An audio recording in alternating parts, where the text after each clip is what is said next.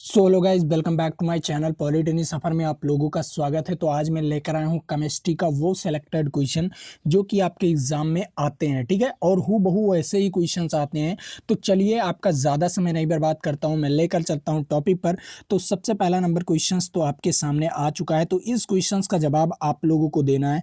तो ये क्वेश्चंस कह क्या रहा है, सिंपल क्वेश्चंस देखो। कह रहा है सड़े हुए अंडे की गंध के लिए कौन सा गैस जिम्मेदार है। तो देखो, सड़े हुए अंडे, जब कोई अंडा ना सड़ जाता है तो उसमें गंध आती है, ठीक है।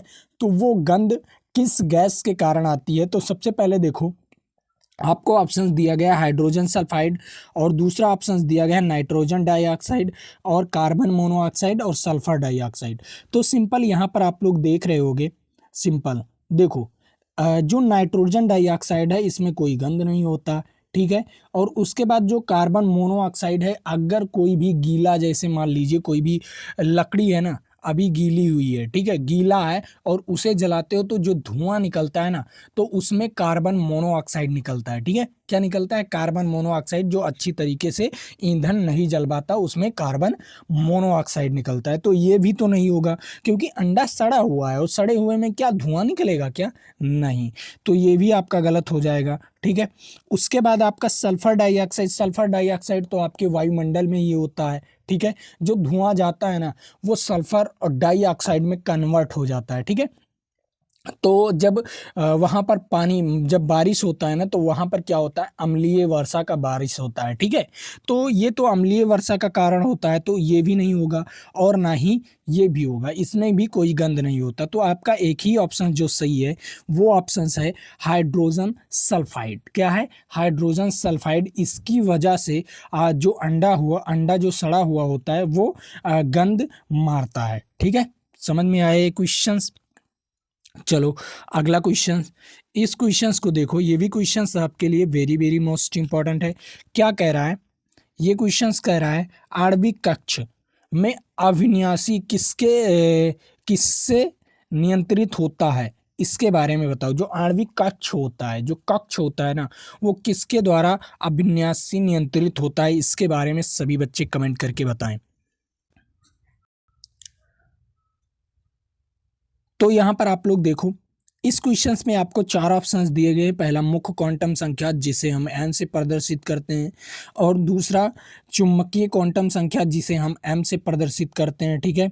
और उसके बाद पर परचक्रण क्वांटम संख्या, इसे हम एस से प्रदर्शित करते हैं, ठीक है। और दिन क्वांटम संख्या, इससे हम एल से प्रदर्शित करते हैं, ठीक है। चारों क्वांटम संख्या किसके किससे प्रदर्शित होता है, इसके बारे में मैंने आपको बता दिया, ठीक है। और जो आपका चुंबकीय क्वांटम संख्या है ना, इसमें आणविक कक्ष में अविन्यासी को नियंत्रित करता है, ठीक है। आणविक कक्षों में ये अविन्यासी को नियंत्रित करता है। तो इसका राइट आंसर क्या हो जाएगा? B is right answer. कौन सा ऑप्शन?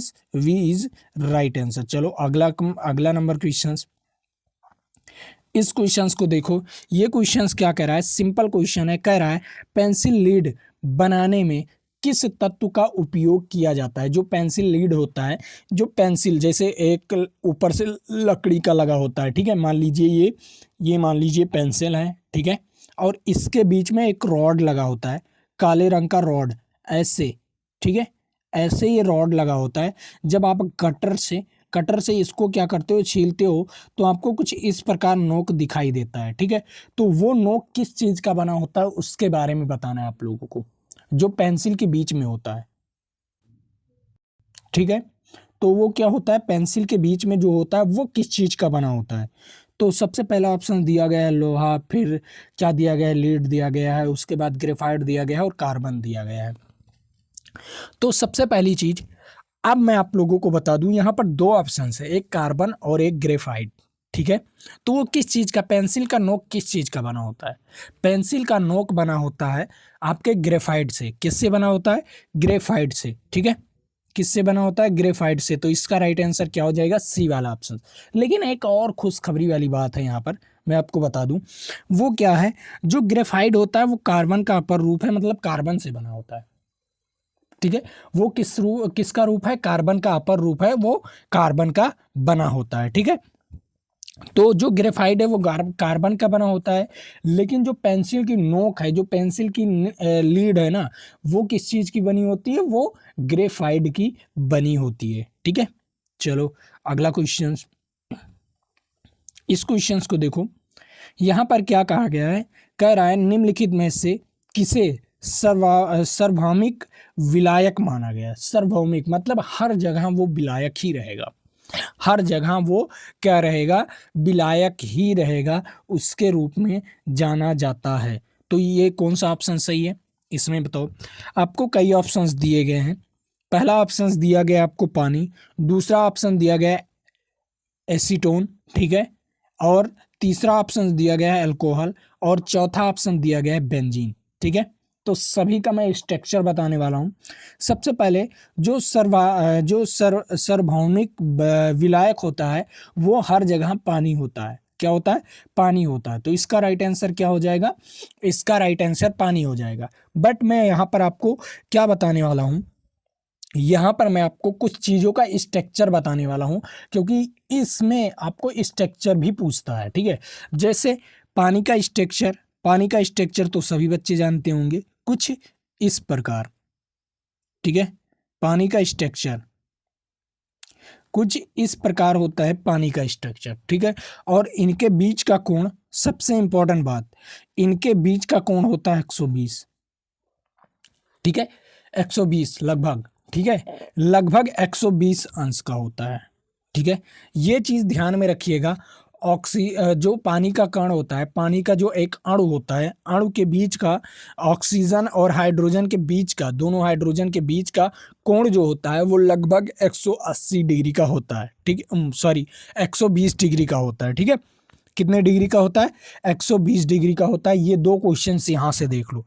सबसे पहले आपसे स्ट्रक्चर पूछेगा, आपसे स्ट्रक्चर पूछेगा इस प्रकार, और यह पूछ लेगा उसके अंदर पानी के अणुओं के, एक अणुओं के जो हाइड्रोजन और ऑक्सीजन के बीच जो कोण बनता है, ठीक है, वो कितने अंश का बनता है? तो आप लोगों को जवाब देना है, आप लोगों को जवाब देना है 120। कितना? 120 अंश का बनता है। ठीक है, अब उसके बाद आपका आता है बेंजीन। ठीक है, क्या आता है? बेंजीन। अब बेंजीन का कई प्रकार के सूत्र होते हैं। पहला C6H6। ठीक है, क्या होगा?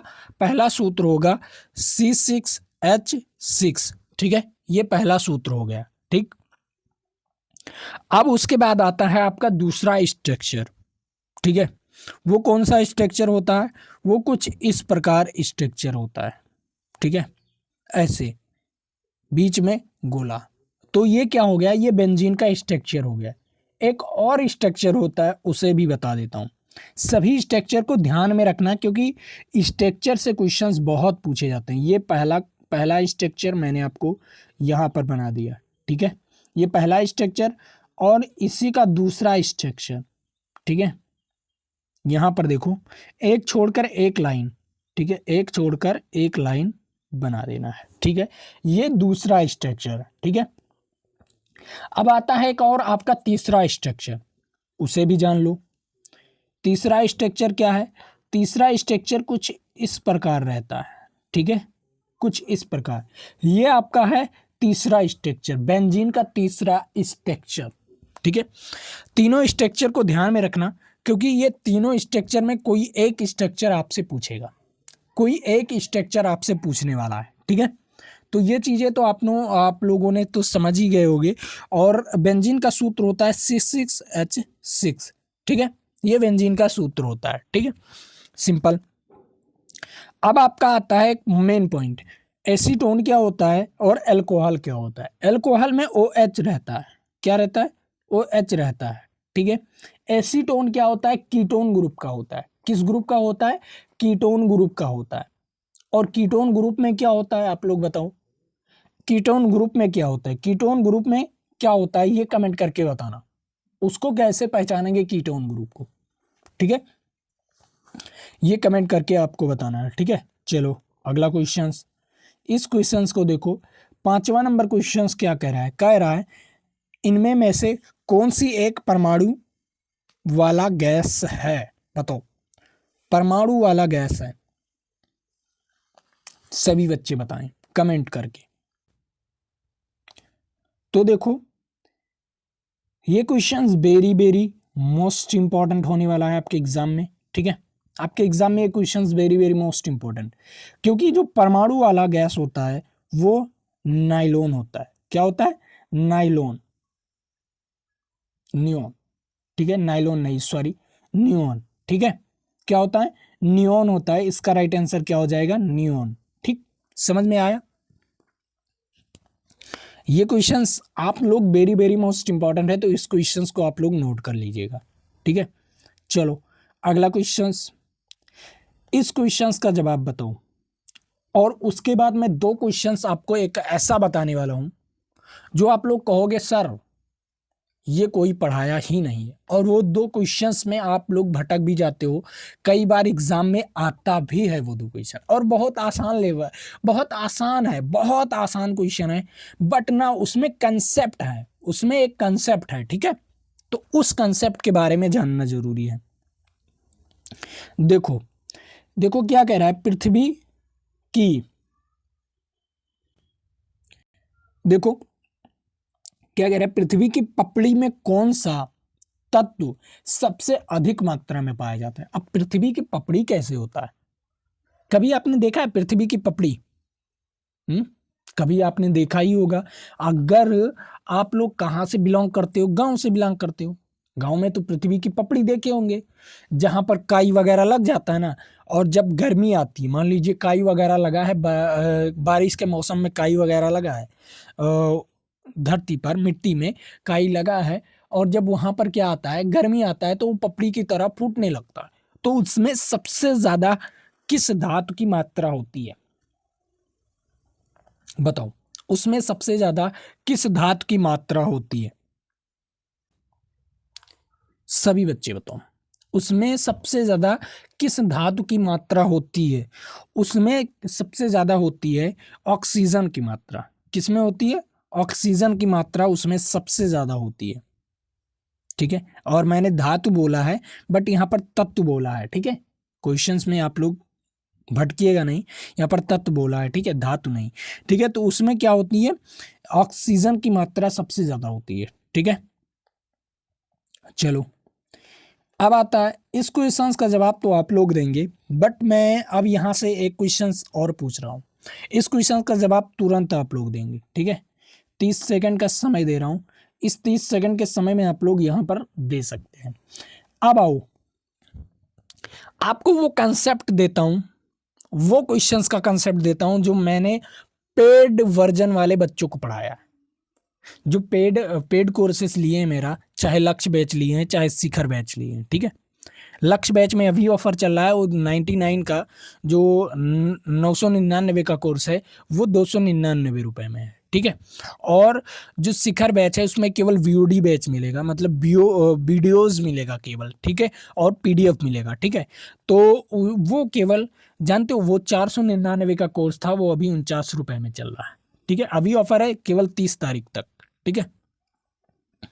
और हो सकता है ऑफर बढ़े, ठीक है, लेकिन अभी ऑफर है, तो ये चीज ध्यान में रखना, उसे जरूर से जरूर कर लेना, ठीक है, ज्वाइन कर लेना। अब देखो मैं वीओडी बैच में क्या पढ़ाया हूँ, मैं लक्ष्य बैच में क्या पढ़ाया हूँ, और शिखर वाले बैच में क्या क्वेश्चंस पढ़ाया हूँ। और ये क्वेश्चन, दो क्वेश्चन है, दो में से एक क्वेश्चन आपका ये जरूर आता है, ठीक है।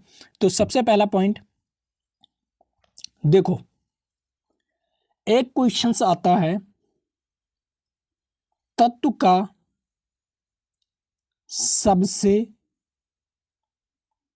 छोटा परमाणु, सबसे छोटा परमाणु, ठीक है, परमाणु, तत्व का सबसे छोटा छोटा अणु क्या होता है बताओ? सबसे छोटा जो तत्व का होता है, ठीक है, एक होता है तत्व का सबसे छोटा, ठीक है। तत्व क्या है बताओ? तत्व का सबसे छोटा जो एक कण होता है, मान लीजिए एक धूल का कण है, ठीक है, तत्व का एक छोटा सा कण, एक छोटा सा कण, उसे हम क्या बोलते हैं? उसे हम क्या बोलते हैं? तत्व का, तत्व का बताना है, ठीक है। तत्व का एक छोटा से कण को हम क्या बोलते हैं? पहला ऑप्शंस दे रहा हूं, अणु, ठीक है, और दूसरा ऑप्शंस, ठीक है, परमाणु, ठीक, और चौथा ऑप्शंस यौगिक, ठीक है, और क्या होता है, ये चौथा ऑप्शंस हो गया और ये तीसरा ऑप्शंस हो गया, ठीक है। तत्व बताओ, एक छोटे से कण को क्या बोलते हैं? छोटे से कण को आपने तो पढ़ा ही होगा कि तत्व का सबसे छोटा कण होता है परमाणु। क्या होता है? तत्व का सबसे छोटा कण होता है परमाणु। हाँ सर, तत्व का सबसे छोटा कण होता है परमाणु सर। ठीक है बबुआ, ये तो क्वेश्चंस आपने सही कर लिया, ठीक है, क्योंकि आपने पढ़ा है, सभी लोग बताए हैं। क्या बताए हैं? जॉन डाल्टन बताए हैं, रदरफोर्ड बताए हैं, और कई वैज्ञानिक आए वो बताएं कि तत्व का सबसे छोटा क्या होता है? परमाणु होता है, ठीक है, सबसे छोटा कण परमाणु। और परमाणु को ना तोड़ा जा सकता है और ना उसे और तोड़ा जा सकता है, उसे कभी तोड़ा नहीं जा सकता। ये जॉन डाल्टन ने बताया। लेकिन अब आता है एक मेन पॉइंट, कभी कभी पूछ लेता है कि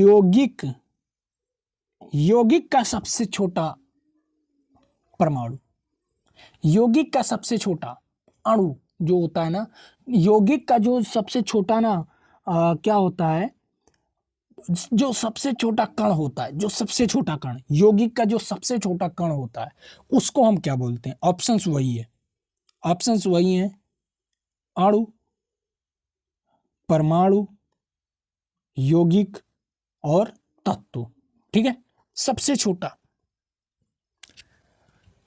तो देखो, दो पॉइंट यहां से समझो, जो तत्व बनता है ना वो परमाणु से मिलकर बनता है, ठीक है। जो तत्व बनता है ना वो कई लाखों परमाणुओं से मिलकर बनता है, ठीक है। जो तत्व बनता है वो लाखों परमाणुओं से मिलकर बनता है, ठीक है, परमाणु से। ये किससे मिलकर बनता है? परमाणु से, ठीक है। तो तत्व का सबसे छोटी इकाई क्या हो जाएगी? परमाणु हो जाएगी, ठीक है। अब यौगिक, अब पॉइंट आता है यौगिक, ठीक है, यौगिक ये अणु से मिलकर बनता है, ये लाखों अणु से मिलकर बनता है परमाणु, वो यौगिक, ठीक है, लाखों अणु से, ठीक है, तब यौगिक बनता है। समझ में आया? तो देखो, यौगिक का सबसे छोटा इकाई, सबसे छोटी इकाई, यौगिक की सबसे छोटी इकाई अगर पूछ ले तो अणु बोलना, अगर तत्व की सबसे छोटी इकाई बोल दे तो परमाणु बोलना, ठीक है। पॉइंट को नोट कर लो, ठीक है। ये दो क्वेश्चंस आपसे पूछे जाते हैं, ओके। अब 7वां नंबर क्वेश्चन देखो, कह रहा है जंग से बचने के लिए, ठीक है, जंग से बचने के लिए लोहे से पानी, ठीक है, लोहे से बने पानी के पाइप पर जस्ते की परत चढ़ाए जाते हैं, क्यों? बताओ, जंग से ही बचना है ना, किस जस्ते की परत चढ़ाने को क्या कहते हैं? जस्ता क्या होता है? सबसे मेन पॉइंट, जस्ते, जिंक, ठीक है, जिंक की परत चढ़ाई जाती है। मान लीजिए कोई लोहा है, लोहे की पाइप है, उसमें पानी हमेशा जाता है, तो जानते हो लोहा किससे रिएक्शन करता है? ऑक्सीजन और प्लस पानी से, नमी से, ठीक है, और रिएक्शन करके उसमें जंग लग जाते हैं, ठीक है, क्या हो जाते हैं? रिएक्शन करके जंग लग जाते हैं, तो उसमें जस्ते की परत चढ़ाई जाती है, ठीक है। तो उस जस्ते की परत को हम क्या कहते हैं? उस चढ़ाने की प्रक्रिया को हम क्या कहते हैं? उसे हम कहते हैं एसिडीकरण, ठीक है, क्या कहते हैं? एसिडीकरण। तो इसका राइट आंसर क्या हो जाएगा? डी वाला ऑप्शन इज राइट आंसर, ठीक है। अगला क्वेश्चन यहां पर क्या कह रहा है? 8वां नंबर, निम्नलिखित में से कौन सी धातु ऐसी है जिससे प्राकृतिक में सदैव मुक्त अवस्था में पाई जाती है? वो स्वर्ण है, प्राकृतिक में सदैव मुक्त अवस्था में स्वर्ण पाया जाता है, ठीक है। अगला क्वेश्चन यहाँ पर क्या कह रहे हैं, निम्नलिखित में से किसको भूरा कोयला कहते हैं? किसको भूरा कोयला कहते हैं? किसको भूरा कोयला कहते हैं? लिग्नाइट। ठीक है, किसे कहते हैं? लिग्नाइट। ठीक, चलो अगला क्वेश्चन। यहां पर देखो क्या कह रहा है, लौह अयस्क से लौह के विनिर्माण। ठीक है, लौह अयस्क से लौह के विनिर्माण में कौन सी प्रक्रिया शामिल है? ठीक है, कौन सी प्रक्रिया शामिल है? अगर लौह अयस्क है, उससे लोहा बनाना है, लोह अयस्क का लोह है, मतलब लोह का अयस्क है और उससे क्या बनाना है? लोहा बनाना है। तो किस प्रक्रिया का प्रयोग करेंगे? किस प्रक्रिया का प्रयोग करेंगे? अपचयन प्रक्रिया का प्रयोग करेंगे। ठीक है, अपचयन प्रक्रिया का।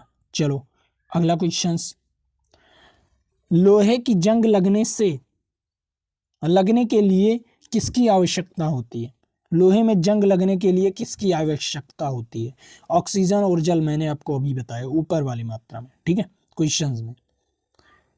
और यहां पर देखो क्या कह रहा है, जंग से बचने के लिए लोहे से बने पानी के पाइप को जस्ते की परत चढ़ाई जाती है। मैंने आपको ऊपर ही बताया, वही क्वेश्चंस आ गया फिर से यहाँ पर। ठीक है, इसके बारे में बताओ। 13 नंबर क्वेश्चन, इस्पात या आयरन वस्तु में जिंक की पतली परत के लेपन का नाम। पतली परत के लेपन का नाम यद्सलेपन। ठीक है, क्या होता है? यद्सलेपन। ठीक है, मैंने आपको यद्सलेपन बताया था।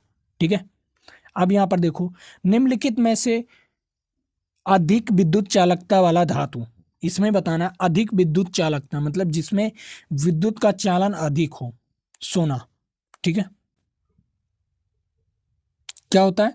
सबसे ज्यादा सोने में चालक होता है। ठीक है, सोना में विद्युत बहुत हाई फाई चलता है। ठीक है, बट ये सोना बहुत ज्यादा महंगा होता है। ठीक है, सोना यहाँ पर है, यहाँ पर सोना बहुत ज्यादा महंगा होता है। ठीक है, क्या होता है? सोना बहुत ज्यादा महंगा होता है। अगर कहीं पर सोना होता, ठीक है, सोना होता ऑप्शंस में, तो आपका ऑप्शंस क्या होता है? सोना सही जाता। ठीक है, लेकिन महंगा होता है तो इसका तार कोई बना नहीं पाता। तो क्या होता है? चांदी। उसके बाद क्या आता है? चांदी। फिर चांदी भी महंगा होता है। ठीक है, तो उसके बाद तांबे का बनाते हैं। ठीक है, किस चीज का बनाते हैं? तांबे का। तो सबसे ज्यादा किसमें विद्युत का चालन होता है? सोना में होता है। किसमें? सोना में होता है। ठीक है, उसके बाद चांदी में, उसके बाद किसमें? तांबे में। तो किसमें सबसे ज्यादा होगा? इन ऑप्शंस में से चांदी। ठीक है, तो इसका राइट आंसर क्या हो जाएगा? चांदी। ठीक, इस क्वेश्चन का प्रतिशीतक फ्योन है, बताओ प्रतिशीतक फ्योन है, इसके बारे में आपको बताना है। ठीक है, सभी बच्चे इसके बारे में बताएंगे। ठीक है, और मैं आप लोगों को कुछ चीज़ें बताना चाहता हूँ। जैसे ऐप को डाउनलोड करने में कोई पैसा नहीं लगता। ठीक है, कोई पैसा नहीं लगता। नीचे डिस्क्रिप्शन बॉक्स में लिंक दिया हुआ है ऐप का, वहाँ से डाउनलोड करोगे। अब कहोगे सर मैंने तो डाउनलोड कर लिया, अब मिलेगा क्या? आओ बताता हूँ। Free test series, free test series. और टेस्ट सीरीज बहुत सारे बच्चे होते हैं ना जो जान नहीं पाते कहाँ पर मिलेगा। देखो, जब ऐप खोलोगे ऐसा कुछ ऐप दिखेगा। ठीक है, मोबाइल में। ठीक, ऐप दिखेगा और उसके बगल में जब ऐप खुल जाएगा तो इस प्रकार 3 डॉट का लाइन दिखेगा। ठीक है, जब इस 3 डॉट पे लाइन पर क्लिक करोगे तो एक फोल्डर खुला हुआ ऐसे नजर आएगा। ठीक है, फोल्डर खुला हुआ नजर आएगा और उसके बाद यहाँ पर एक फ्री मटेरियल वाला ऑप्शंस, ठीक है, फ्री मटेरियल वाला ऑप्शन, उस पर क्लिक करोगे तो बहुत सारे बच्चे डॉक्यूमेंट वाले ऑप्शंस में चले जाते हैं। फिर वीडियो वाला ऑप्शंस होगा, फिर टेस्ट वाला ऑप्शंस होगा। तो आपको टेस्ट वाले ऑप्शंस में जाना है और वहां से आपको टेस्ट देना है। ठीक है, तो सिंपल है भाई, ऐप यूज करना सिंपल है और आप लोग यूज नहीं कर पाते। और अभी कोई दूसरा ऐप यूज करना हो तो यूज करोगे, व्हाट्सएप यूज करना हो तो एक से एक चीज कर लोगे। ठीक है, टेलीग्राम यूज करना हो, कहीं से बात करनी हो किसी से तो यूज कर लोगे। इंस्टाग्राम में क्या क्या सेटिंग कर सकते हो ये भी यूज कर लोगे। ठीक है, बट ऐप यूज करना नहीं जानते ना। तो ये चीज़ है, आपको फ्री मटेरियल मिलेगा वो भी टेस्ट में। ठीक है, टेस्ट बिल्कुल फ्री, तो आप जाकर टेस्ट दे सकते हैं। उसके बाद टेस्ट देने का फ़ायदा, आपका जो नंबर है वो इंक्रीज करेगा। ठीक है, आपका कॉन्फिडेंस लेवल बढ़ेगा। ठीक है, जितना टेस्ट ज़्यादा दोगे उतना सिलेक्शन के करीब जाओगे, ठीक है। और टेस्ट में ये मत सोचना कि आसान क्वेश्चन है या कठिन क्वेश्चन है, ठीक है, लगाना आपको है, ठीक। ऐसे क्वेश्चंस पूछे जाते हैं, ओके। अब उसके बाद जो बच्चे शिखर बैच खरीदना चाहते हैं, वो शिखर बैच 49 रुपये में अभी ऑफर चल रहा है, ठीक है, कुछ समय के लिए। उसके बाद लक्ष्य बैच में भी ऑफर चल रहा है, उसमें भी मैंने बहुत सारे जो एनसीईआरटी का न्यू पैटर्न है ना, उसको भी बताया है। एनसीईआरटी ने न्यू पैटर्न में कुछ सूत्र चेंज किया है, उसको मैंने बताया है वीडियोस बनाकर, ठीक है। तो सूत्र चेंज हुआ है तो आपके एग्जाम में ज़रूर आएगा, ठीक। और ये जो लक्ष्य बैच है, ये है 999 रुपये का, बट ये अभी ऑफर चल रहा है 299 रुपये में, ठीक है। तो अभी जाकर आप लोग खरीद सकते हो। और ये बैच 499 का है, और ये बढ़ने वाला है इसका प्राइस, अभी 49 रुपये में है, तो अभी जाकर इसको भी खरीद सकते हो, ठीक है। तो जाइए आप लोग बैच खरीद सकते हैं, सिंपल है, कुछ ज़्यादा नहीं। आप लोग अपनी ज़िंदगी के लिए 300 रुपये क्या लगा सकते हैं, ठीक है। लेकिन मैं पूरी गारंटी कहता हूँ ज़िंदगी आपकी बन जाएगी, ठीक। तो चलिए आज के लिए इतना ही। जय हिंद, जय भारत। फिर मिलेंगे आपके साथ अगले वीडियो में।